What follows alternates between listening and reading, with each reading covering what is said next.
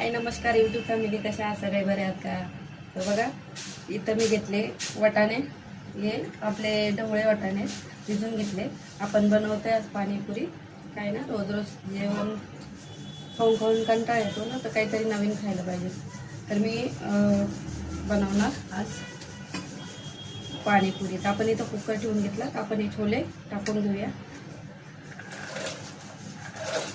2-3 पाण्याने धुवून घेतले.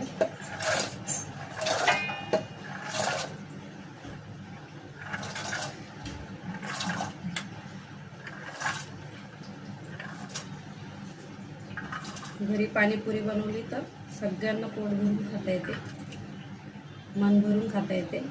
त्याच्यामुळं मी घरीच बनवते. आणि इथं आपण घेतले घरी ही चिंच आहे, घरची चिंच आहे, चांगली भिजली आहे, बघू शकता.